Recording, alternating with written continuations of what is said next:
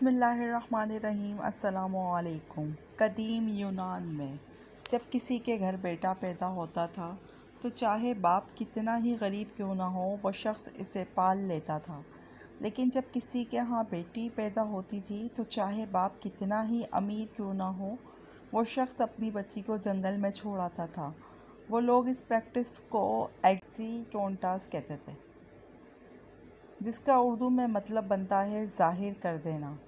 یہاں تک کہ قدیم مصر جہاں عموماً عورتوں کا ایک رتبہ سمجھا جاتا تھا، وہاں سے بھی قدیم زمانے کا ایک خط ملا ہے جس میں ایک آدمی اپنی بیوی سے بات کر رہا ہے اور وہ کہتا ہے اگر میری واپسی سے پہلے بچہ پیدا ہو جائے تو اگر بیٹا ہوا تو اسے جینے دینا اور اگر بیٹی ہوئی تو اسے ظاہر کر دینا۔ 6 صدی عرب کی تاریخ کے متعلق بھی کچھ ایسا ہی اکاؤنٹ فخر الدین الرازی نے اپنی بہت بڑی تفسیر مفاتیح الغیب التفسیر الکبیر میں لکھا ہے کہ اسلام سے پہلے عرب بھی اپنی بیٹیوں کو صحرا میں زندہ دفنایا کرتے تھے۔ پھر 1789 میں انڈیا میں رہنے والے انگریز جان ڈنکن نے ایک مرتبہ لکھا تھا کہ گجرات میں رہنے والے جڈیجا ہندو فیملیز میں ہم نے پورے کے پورے قبیلے ایسے بھی دیکھے ہیں جہاں صرف اور صرف بیٹے پیدا ہوتے ہیں۔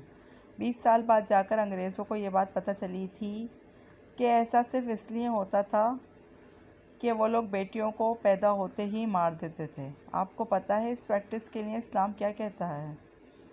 وَإِذَا الْمَوْءُودَاتُ سُئِلَتْ بِأَيِّ ذَنبٍ قُتِلَتْ، جب گاڑ دی ہوئی بچیوں سے پوچھا جائے گا کہ انہیں کس جرم کے لیے قتل کیا گیا۔ التکویر۔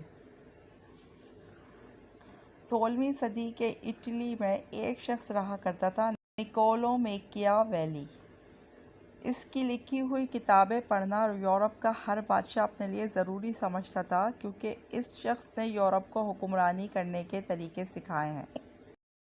میں آپ کو بتاتا ہوں نکولو بادشاہوں کو سکھانے کے لیے اپنی کتابوں میں کیا لکھتا ہے۔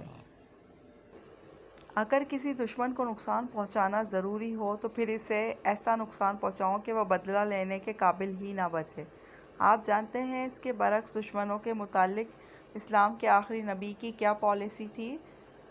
سلیمان بن بریدہ کہتے ہیں کہ میرے والد نے دیکھا محمد رسول اللہ صلی اللہ علیہ وآلہ وسلم لڑائی کے لیے ایک ایکسپیڈیشن روانہ کر رہے ہیں اور انہیں سمجھا رہے ہیں کہ دیکھو وہاں غدر نہ مچانا، لوٹ مار نہ کرنا، کسی کے زندہ یا مردہ جسم کی بے حرمتی نہ کرنا، بچوں کو نہ مارنا۔